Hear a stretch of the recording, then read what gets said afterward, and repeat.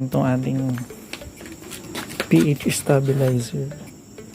stabilizing device. So una, kailangan natin maglagay ng solution. pH down ito. Lagyan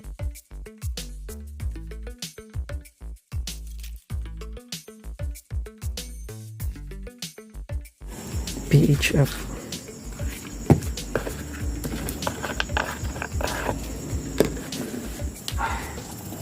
pH up para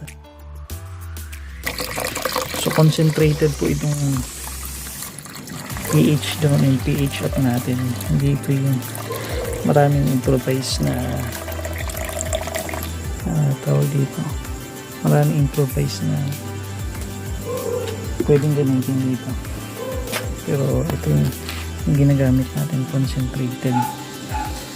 Okay, so once na ready na, ayun yung pH up, pH down, hindi ko muna yung i-connect yung dalawa na yan. Ito, hindi ko muna i-connect dito sa device kasi lalagyan ko muna ng tubig to para ipakita muna natin dito yung pH level niya. Okay, kasi once na inopen natin yan and connected na itong dalawa na to,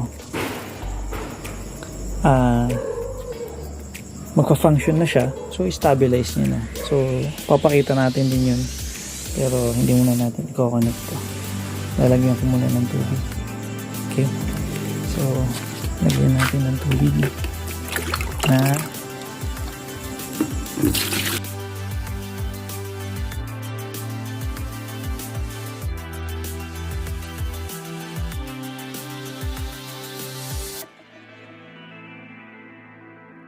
i-on na natin. So meron pa po mga wire na hindi ko talaga i-connect, itong mga itong dalawa na ito, para naman po yun sa drain at saka sa refill. Ito yun. So pakita muna natin yung device kung kaya niya i-stabilize yung pH level.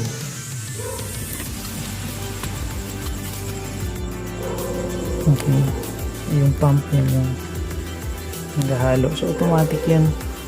Ito yung switch ng drain at saka ng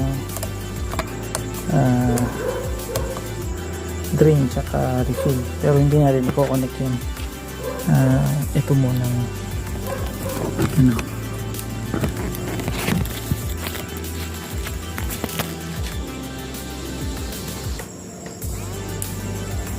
yan. So right now 8.5 and 8.4, 8.7, yun yung kanyang pH.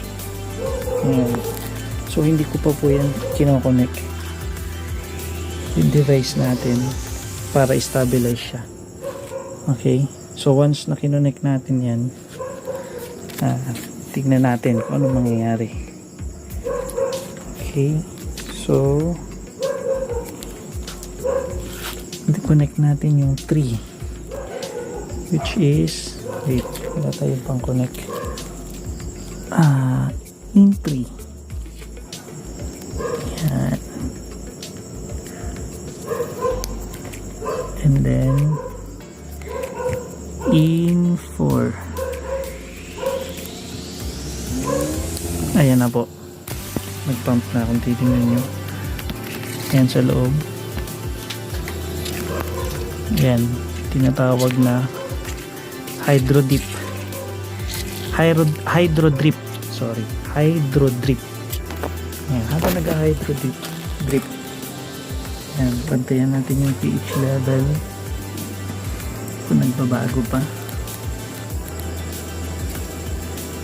Yan, ipansin nyo, nagsi 6 point something na and stabilize.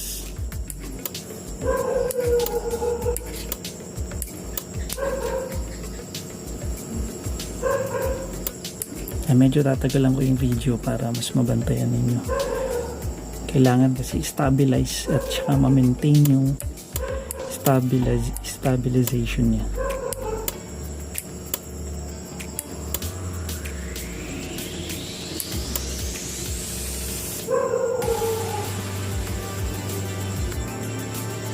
Ayan, so right now 6.3 something, stabilize na po yan.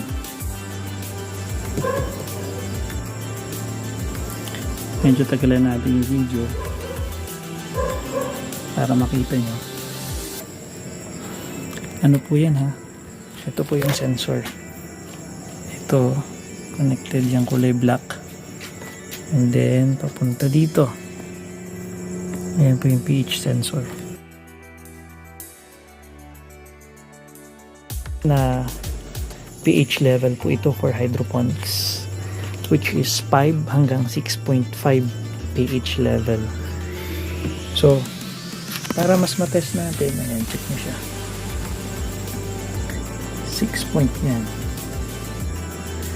Para mas ma-check natin siya,